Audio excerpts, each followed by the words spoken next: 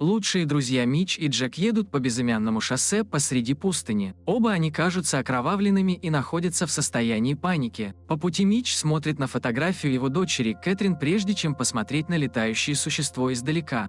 Хотя взгляд существа пугает Митча, он не говорит об этом Джеку. Вскоре после этого они подъезжают к ближайшей заправке, где Саттер работает кассиром. Джек моется в ванной, его тело покрыто шрамами и глубокими ранами. Он не замечает скелетное существо позади себя, позволяя ему схватить себя сзади. Митч терпеливо ждет своего друга в столовой, пока Саттер не спускает с него глаз. Внезапно происходит землетрясение, но все остальные на станции этого совершенно не замечают. Когда он смотрит в окно, загадочное существо все еще ждет их снаружи. Джек переживает нападение и выбегает на улицу со своим другом. В насмешливой манере Саттер говорит: «Приходите снова», когда они уходят. Они оба выходят со станции и уезжают. Как ни странно, они снова подъезжают к той же заправке. Другая проблема возникает из-за того, что на дороге появляется все больше скелетных существ. Митч теряет терпение и выходит из машины. Решив сбежать, Джек следует за Митчем и напоминает ему о цели их путешествия, а именно спасти Кэтрин. После их ссоры Джек решает вернуться к машине, но существо смотрит на них обоих. Когда он попадает внутрь, то существо подлетает к машине и вытаскивает его. За считанные секунды существо убивает Джека и уходит. Прежде чем в последний раз взглянуть на своего друга, Митч следует за существом, полагая, что это его судьба. Существо ведет его в ближайший мотель. Войдя, Митч видит следы крови на стене. Митч испытывает чувство растерянности, поскольку интерьер выглядит слишком знакомым и близким к дому. Он осматривает другие углы комнаты и слышит, как маленькая девочка зовет «папа». Сзади появляется призрак Кэтрин, но убегает, как только Митч пытается воссоединиться с ней. Он гоняется за ней по дому, но безуспешно.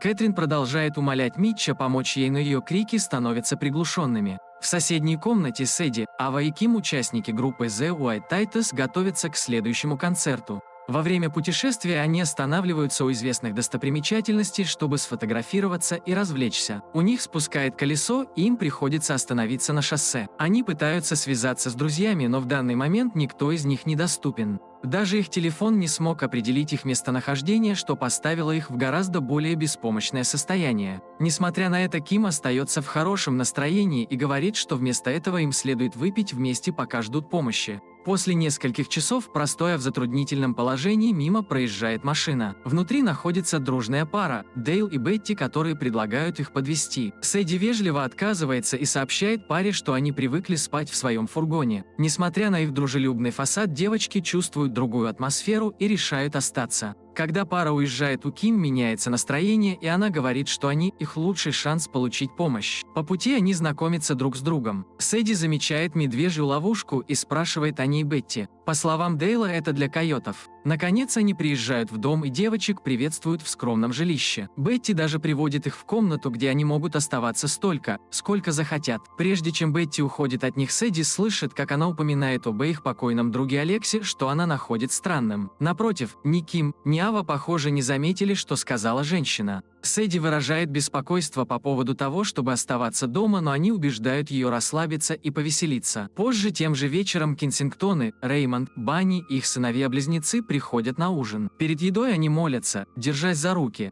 Но когда Ава говорит «Аминь», семья смотрит на нее с упреком и отвращением. На стол им подают подгоревший ростбиф, но Сэдди вегетарианка и вежливо отказывается. Ей даже кажется странным, что Ким и Ава, похоже, наслаждаются временем, проведенным с незнакомцами. После ужина Ава готовится принять теплую ванну, когда позади нее проходит таинственная тень. Однако она этого совершенно не замечает. Сэдди находит в ящике карманный нож. Она выражает свои мысли о том, что ей неудобно дома и что им следует быть в дороге, чтобы успеть на концерт. Вскоре после этого Ким начинает винить Сэдди в смерти Алекса, говоря, что это ее вина. Ким начинает рвать черной субстанции, и Аву тоже. Потрясенная этим зрелищем, она бежит в гостиную просить о помощи, но семью это не беспокоит. Ухмыляясь, Банни говорит им, что первый раз худший. Дейл наконец встает, чтобы налить в стакан белое жидкое лекарство, которое он дает выпить Аве и Ким. Две девушки синхронно пьют жидкость. С течением времени они ведут себя все более странно, отказываясь уходить. Несмотря на мольбы Сэдди, их это не беспокоит, из-за чего она уходит в ванную.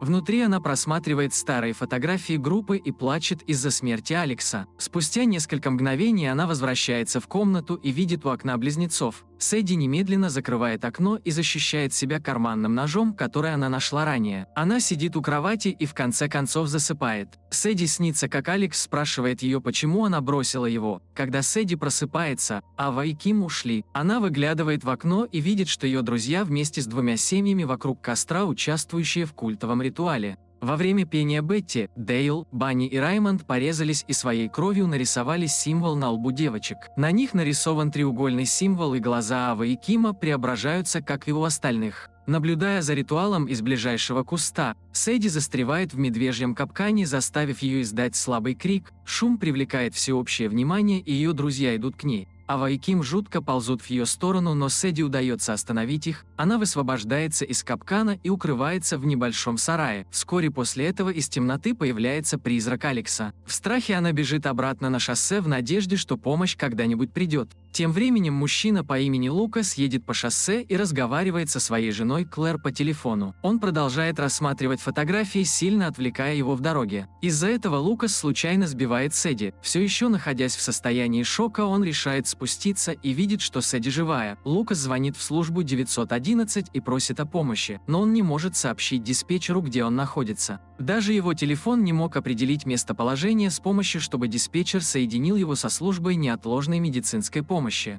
Через считанные секунды на линию выходит сертифицированный специалист скорой медицинской помощи, чтобы помочь Лукасу, и требует, чтобы он описал состояние Сэдди прямо сейчас и отвез ее в соседний город. Он подчиняется ее приказам. По безымянному шоссе он приезжает в местную больницу в самом центре города. Лукас несет тело Сэдди внутрь больницы и понимает, что больница полностью заброшена. Он продолжает общаться по телефону. Лукас проверяет комнаты на предмет каких-либо признаков помощи, но безуспешно. После нескольких пустых комнат он, наконец, приходит в операционную. Внезапно правое колено Сэдди разрывается и отваливается от верхней части ноги. Не зная, что делать, Лукас слушает специалиста, который говорит ему интубировать Сэдди. В этот момент Сэдди продолжает дергаться, поскольку ее тело теряет больше крови. Найдя набор для интубации, он вставляет трубку ей в окровавленный рот, изо всех сил пытаясь найти правильное положение. Откуда ни возьмись, третий голос сменяет голос специалиста и утверждает, что он профессиональный хирург. Голос заставляет Лукаса дотянуться до тела бедной девочки, чтобы вручную сжать ее легкие и сохранить дыхание. После этого голос приказывает ему сделать разрез чуть ниже ее грудной клетки, чему он следует в отчаянии. Лукас достает ее легкие из разреза и сжимает их, что мгновенно убивая Сэдди. Через наушники Лукас слышит, как над ним смеются, и быстро кладет трубку. Он выходит из операционной, но понимает, что попал в ловушку, поскольку все двери теперь заперты. Осознавая, что его обманом заставили убить Сэдди, он сидит в коридоре заброшенного здания. Вернувшись за телефоном, Клэр звонит ему, и, к его удивлению, это не она. Диспетчеры уговаривают его рассказать об аварии, но он говорит, что не заслуживает этого. Удивительно, но они соглашаются и говорят ему, что он может покинуть больницу. Более того, они предоставляют Лукасу доступ к новой одежде и даже новой машине, так что ему нужно сделать вид, будто ничего не произошло. Он нерешительно уходит, но диспетчеры уверяют его, что ему ни о чем беспокоиться. Лукас уезжает, повесив трубку, и женщина по имени Сэнди, которая на самом деле является специалистом, делает то же самое. Попрощавшись с Лукасом по телефону, Сэнди идет в ближайший бар. В старом и ветхом баре обитают посетители, включая Уоррена и бармена Элла. Как Сэнди заказывает напиток, Ал делает ей выговор за то, что она оставила дверь открытой, что приводит к ссоре. Уоррен поддерживает Алла в тот момент, когда Дэнни врывается внутрь с дробовиком в поисках своей сестры Джесси. Он держит Уоррена под прицелом, показывая ему фотографию Джесси, но бесполезно. Пока Дэнни расспрашивает Алла о его татуировке, Уоррен оказывается демоном и трансформирует свою руку. Он бьет Дэнни сзади, нанося ему большую рану на спине. Однако Дэнни удается сбить Уоррена с ног и оторвать ему демоническую руку. Дэнни спрашивает посетителей, знают ли они местонахождение Джесси, и Ал отвечает «да». Это побуждает Дэнни взять его в заложники и заставить проехать по длинному участку шоссе. Они оба подходят к черному ходу, где, как утверждает Ал, находится Джесси. Они входят через секретный ход и видят в очереди нескольких мужчин. Затем Ал ведет Дэнни в комнату, где видит, как Джесси делает татуировку на спине. Брат и сестра воссоединяются и обнимаются друг с другом впервые за 13 лет. Пока они обнимаются, Ал бьет Дэнни по колену, заставляя его упасть на землю. Раненый Дэнни умоляет, хочет пойти с ним домой, но она отказывается. По ее словам, она оказалась в этом месте по собственному выбору. В приступе ярости Дэнни стреляет в Алла, заставляя его демонически визжать, прежде чем Дэнни добивает его. Он похищает свою сестру и едет по кромешной тьме, в то время как местные жители, которые демоны, преследуют их. Раненый Дэнни умоляет пойти с ним домой, но она отказывается, в то время как местные жители, которые оказываются демонами, преследуют их. Джесси умоляет старшего брата не ехать по бездорожью, но тот не обращает на нее внимания. Машину некоторое время сильно трясет, прежде чем Дэнни решает остановиться на мгновение. Джесси показывает, что она заслуживает жить в ужасном городе после убийства их родителей. Ее слова лишают Дэнни дара речи, и вскоре после этого демоны вытаскивают его из машины. Не имея никаких намерений помочь, Джесси оставляет его и возвращается в кафе. Джесси видит довольно дружелюбную девушку по имени Джем, которая только что вышла из ванной. Джесси прогоняет ее, и Джем снова встречается с ее родителями, Кейт и Дэрил. У Джем осталось несколько дней, прежде чем она отправится в колледж отсюда, и поездка в загородный дом. Издалека кто-то наблюдает, как они садятся в машину и уезжают. В конце концов, семья приезжает на место и видит приятное жилое помещение. Пока Джем распаковывает ее вещи, Кейт и Дэрил готовят ужин на кухне. Она слышит, как ее родители говорят о том, что она пойдет в колледж, и действительно ли она готова. Они слышат стук в дверь и другие углы дома, неизвестно откуда, но там вроде никого нет. Трое начинают чувствовать себя небезопасно и неловко, поэтому Дэрил приказывает жене вызвать полицию. Выглянув на улицу, он видит мужчину, стоящего прямо возле их дома. Когда Дэрил снова проверяет, мужчина появляется ближе, от чего он еще больше пугается. Мужчина постоянно стучит более агрессивно, поэтому они решают найти альтернативный выход. Они проходят через стеклянную дверь, но возвращаются, когда двое мужчин преграждают им путь. Внутри гаснет свет, и за дверью видны тени злоумышленников. Когда они врываются, Дэрил, Кейт и Джем непреднамеренно расходятся. Кейт и Дэрил прячутся за столом, но их ловят и вырубают люди в масках. С другой стороны, Джем прячется в чулане и остается незамеченной.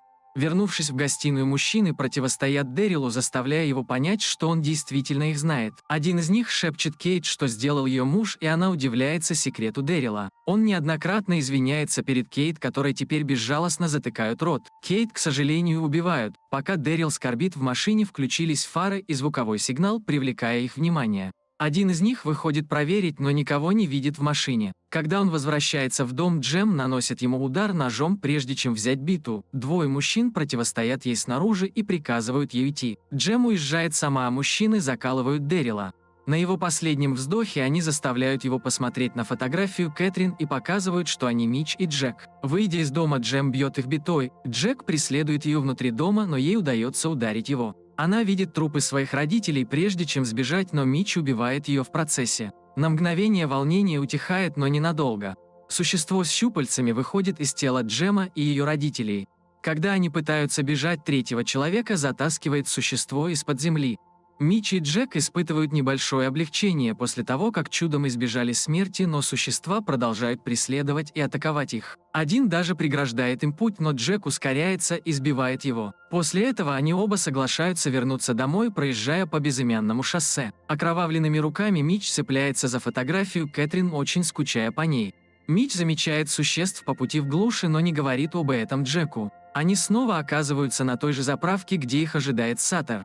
История связывает между собой жизни героев, которые едут по одному шоссе неизвестно где. Каждый из них таит в себе темные тайны, от которых они, кажется, убегают, вызывая их вечные страдания. Все представляет собой бесконечный цикл худшего дня жизни персонажей, точно так же, как изображен ад. Их страдания – последствия действий, которые они совершили в своей прошлой жизни. Название соответствует направлению ада, независимо от того, какой маршрут выберут персонажи, все дороги ведут на юг.